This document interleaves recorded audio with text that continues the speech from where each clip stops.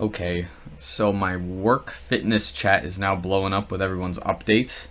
My Discord is blowing up as well.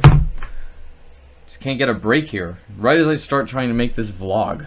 God, man. Alright, anyways, let's begin. So, welcome back to the channel. My name is Filip Latocha. Today, we're going to be talking about my broken, quote-unquote, fibula updates, as well as things that have been going on in the background that have been kind of cool, that have been assisting in recovery, and kind of where I'm at, and what the race for recovery is looking like. So, before we get into the video, make sure you like the video, subscribe to the channel if you're already a subscriber to this channel and watching the content, and honestly, giving me some feedback on Instagram, Strava, or anything like that. Thanks so much. Love you guys a lot. Make sure you follow me on Instagram as well. Follow me on Strava if you haven't.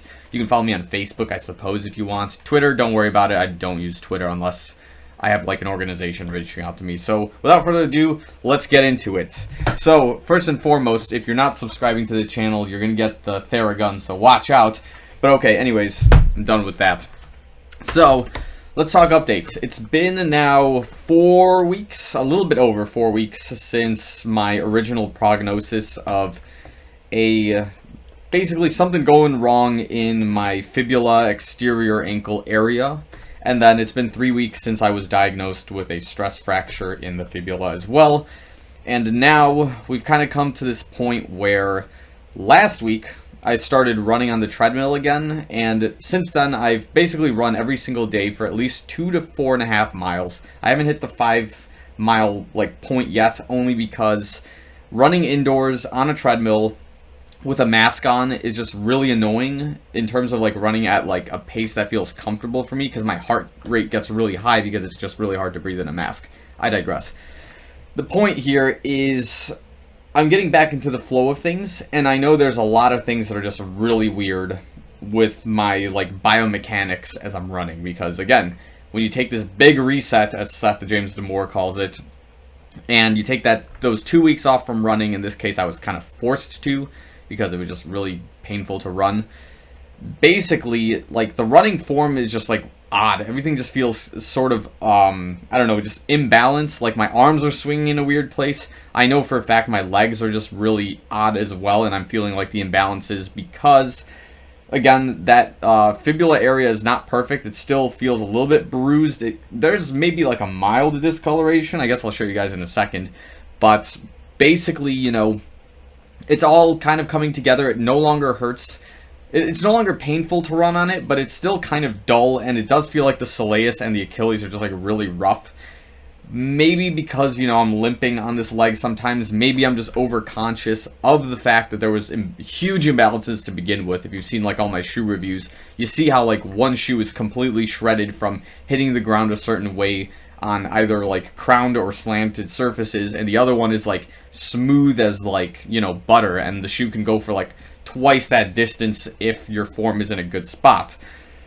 But basically, I'm extra conscious of that. I'm more concerned of the possibility of a hip drop in my right leg, because again, the peroneal tendon isn't behaving the way I want it to, where it's gonna spring off nicely. It's the best way I think to describe it is that, when my left foot hits the ground, it'll hit in this forefoot area, and I'll have a very easy landing of the heel, and then I'm able to spring off the ground. Whereas on the right foot, I've noticed this especially while running barefoot, my foot will hit the ground obviously on this anterior side, but the heel really slaps the ground too, and I have almost no control of it landing properly, and then I get my send off. So on this point of the shoe, again, we're not at the 50-mile mark with it, but you can tell it's not bad. Again, these are just treadmill miles right now that I'm putting on these shoes so far, so I shouldn't expect any massive wear quite yet, because the treadmill is, I guess in theory, a flat surface, and that's probably why I like running on the treadmill right now, is because it's a flat surface and I can see the imbalances a little bit better, and I can be more conscious about correcting them. So that being said, you also, in my particular case, there is slightly reflective glass at my gym, so I try to find the treadmill that's in front of that, where you have the console of the treadmill, but you can see everything halfway from your thighs down on the on the reflective glass, so you can basically use that reflective point if the treadmill is aligned properly along the the glass to kind of see how your feet are landing and start working on those corrections. So of course, one of those things was when I was trying to run in the Alpha Flies yesterday, I saw how unstable I was in the Alpha Flies, where like both were kind of running like this anterior, you know, thing when I was running at a slower pace, because the shoe is obviously designed to be, in my personal opinion, I think the shoe should be like being sent at like a 6:30 pace to have like the most, I would say, optimal experience with the shoe at this point in time. And then something more like a Zoom Fly or like a Vapor Fly can probably handle its optimal, I would say, stability at like maybe that 7-minute pace, a 7-minute per mile pace, I guess. And that's kind of the major difference between the shoes. Like the Alpha Fly will definitely be a faster shoe, but the Vapor Fly is a lot more stable at like more sound speeds. I digress.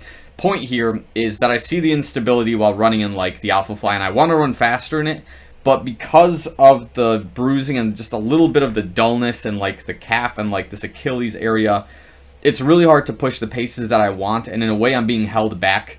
And in turn, I do feel like the IT band and some other things like in my hamstring, like part of my calf, my hip flexor, essentially really sore in the right leg. And again, this could be due to the fact that I'm like walking in a weird way, because the peroneal tendon is just, again, that area is still kind of bruised and just behaving really weird, and it's hard to like get things to flex.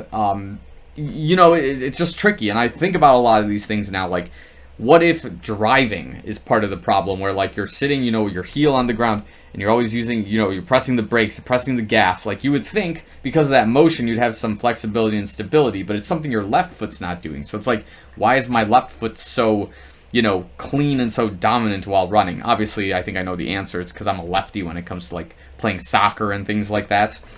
So my left foot's a little more, I would say, more veteran, despite the fact that it was the third metatarsal in my left foot that broke. I digress.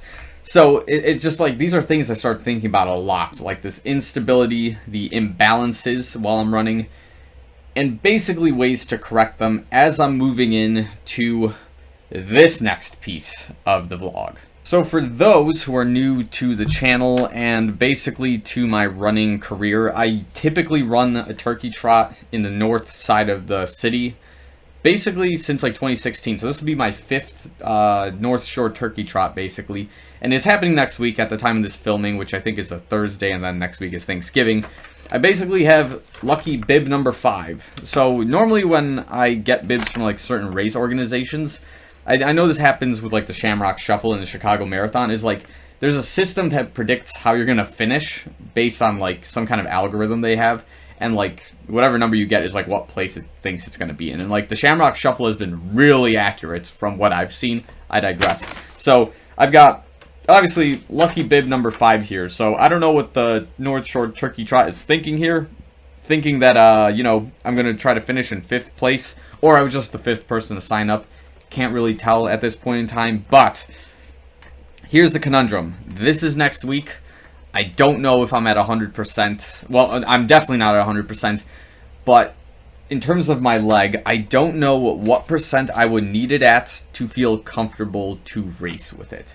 And there's like a couple things here. Like, one, I can like literally probably walk the whole thing if I wanted to. I just don't know if it would be like my desired type of return to racing, even though like I announced that like my 2021 season was effectively over. But like at the same time, if I do race, and let's say I try to push it, like I know for a fact I'm not going to place anywhere near 5th place in like my age group or like overall by any stretch of the imagination. Like there's still a lot more work I need to get done with this peroneal tendon to get into a position where I can like competitively race. So maybe the question is like, do I just do this for fun and just accept the fact that like this is going to be the year where I run a 10K at like 7:30 or 7:50 pace, like with my friends who are running it? Like, do I just run it with them per se? I mean, honestly, it could be a fun outdoor training run at this point in time. I just know that like every year that I've been doing this race, I've gotten tremendously better at the 10K, to the point where like I'm this close to like getting close to being in a position to win big on this turkey trot. But, you know, I always miss it by just a little bit. Like, again, 2020 was like, it didn't happen. So 2019 was a really good year for it. It wasn't a 10K PR, but like it was really close. I think it was off by like 15 or 20 seconds. I digress.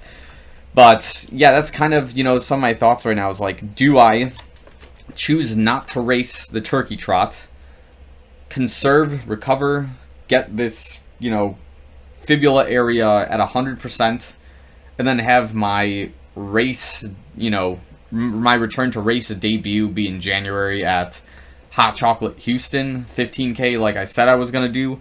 Or do I just try to get back into it now at a very easy, gradual pace, running the 10K just to do it, and then after the turkey trot, focus strictly on recovery? You know what I mean? Like, it's a question of, like, do I miss the moments that, historically have played a huge significance in, my life, in my running career, for the sake of, a few days of recovery? Or, you know what I mean? Like, this is kind of one of those things where, like, I've had this tradition for over 5 years, like at least 6 now. Like last year I like did it virtually, and it was cool.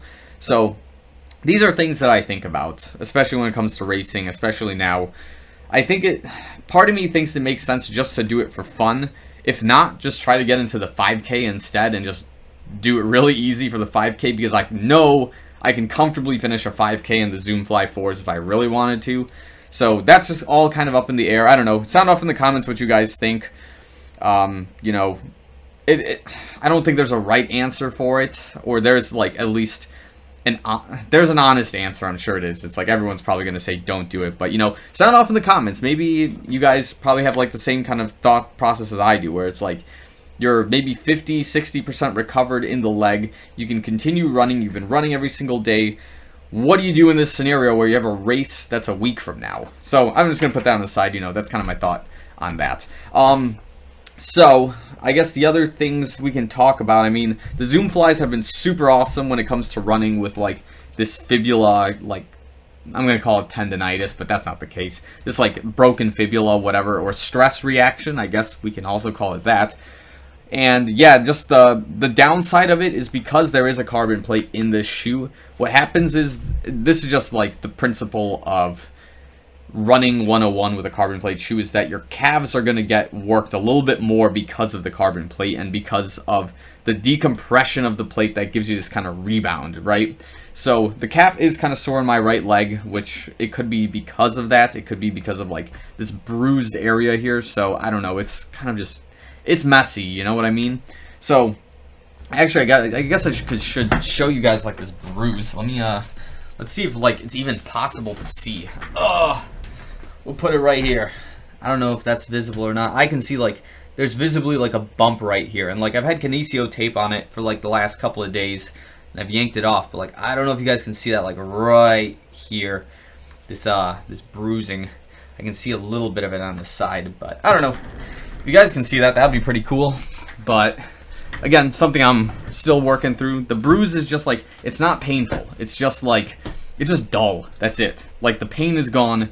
Just all dullness and just like soreness, as if like I've never used my muscle in my leg before. So that's what's going on there. And then I guess the last thing, obviously like still using the Walmart Theragun, the Amazon version of the Theragun. I can like move it in the area around there now to like kind of stimulate some vibration, some blood flow. I still can't put it directly on the bruise because that just like feels really awkward. I always go around it, and like the Zen Master trick I learned with it is like, if my bruise is on the exterior side, I go on the interior side with the Theragun to stimulate the vibration in like the leg area on the opposite side, and it'll still be effective without having to push on the bruising. Same thing goes when you have shin splints. You roll out the other side of your leg to stimulate the inside. Crazy stuff that I learned from like running professionals, basically who live in the suburbs of the city. And I guess the last thing I can talk about is somebody sent me potassium enriched sports cream from Big Relief. I don't know what this is. I'm not like sponsored by these guys or anything, but somebody sent it to my desk at United Airlines, and then they contacted me and they're like, what do you want us to do with this? I'm like, I don't know who sent this, just send it to my house. So yeah, I don't know if it was someone from like the comment section or like somebody who subscribed to the channel sent me this stuff, but thanks so much. It's a really interesting gift. It's really cool, and I'm gonna try it out. I don't know its intended purpose quite yet. I'll get the research done for it. My guess is it's probably like a pre-race kind of thing. You'd call it probably also like a post-cramping, like relief kind of thing as well. So I don't know. I'll play around with it. I'll let you guys know how it goes. But I think I'm going to end the vlog here. You know, still recovering through this. Still kind of in this place where like I'm trying to figure out whether I'm racing next week or not, or I wait for the big date re-debut in January. I don't know. So I'm going to end the video here, so sound off in the comments below, you know, about the things we talked about here. If you like this type of style video, you know, also sound off in the comments below. If you've made it all the way to the end of the video, tell me your favorite coffee flavorings. In my case, I don't put any flavorings. I just drink coffee with half and half and ice and coffee. That's how I roll. I'm a pretty simple guy like that. So let's end the video here. Thanks so much for watching. I'll see you guys in the next one.